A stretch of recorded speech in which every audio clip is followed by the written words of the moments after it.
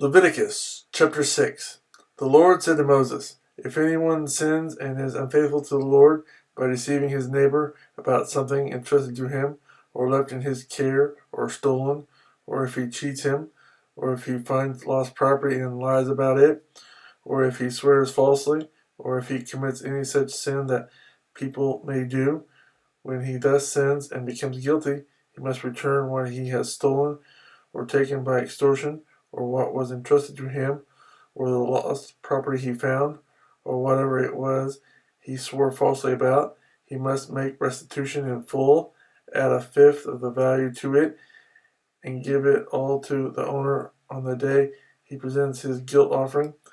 And as a penalty he must bring to the priest, that is, to the Lord, his guilt offering, a ram from the flock, one without defect, and of the proper value. In this way, the priest will make atonement for him before the Lord, and he will be forgiven for any of these things he did that made him guilty. The burnt offering.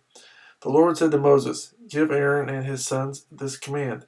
These are the regulations for the burnt offering.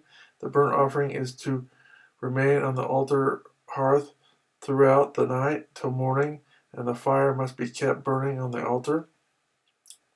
The priest shall then put on his linen clothes with linen undergarments next to his body, and shall remove the ashes of the burnt offering that the fire has consumed on the altar, and place them beside the altar.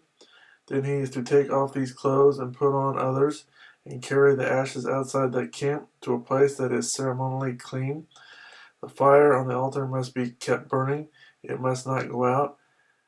Every morning the priest is to add firewood and arrange the burnt offering on the fire and burn the fat of the fellowship offerings on it. The fire must be continually kept burning on the altar continuously. It must not go out. The grain offering. These are the regulations for the grain offering. Aaron's sons are to bring it before the Lord in front of the altar. The priest is to take a handful of fine flour and oil, together with all the incense on the grain offering, and burn the memorial portion on the altar as an aroma pleasing to the Lord.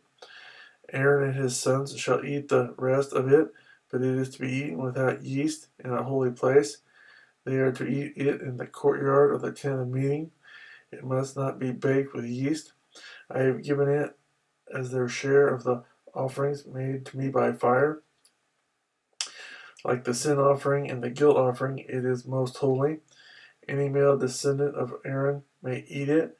It is his regular share of the offering made to the Lord by fire for the generations to come. Whatever touches them will become holy. The Lord also said to Moses, "This is the offering Aaron and his sons are to bring to the Lord on the day he is anointed: a tenth of an ephah of fine flour as a regular grain offering, half of it in the morning and half in the evening. Prepare it with oil on a griddle. Bring it well mixed, and present the grain offering broken in pieces as an aroma pleasing to the Lord. The son who is to succeed him as anointed priest shall prepare it. It is the Lord's regular share, and it is to be burned completely. Every grain offering of a priest shall be burned completely. It must not be eaten." The sin offering. The Lord said to Moses, "Say to Aaron and his sons, these are the regulations for the sin offering. The sin offering is to be slaughtered before the Lord in the place the burnt offering is slaughtered. It is most holy. The priest who offers it shall eat it. It is to be eaten in a holy place, in the courtyard of the tent of meeting. Whatever touches any of the flesh will become holy, and if any of the blood is spattered on a garment, you must wash it in a holy place. The clay pot the meat is cooked in must be broken, but if it is cooked in a bronze pot, the pot is to be scoured and rinsed with water. Any male in a priest's family may eat it. It is most holy.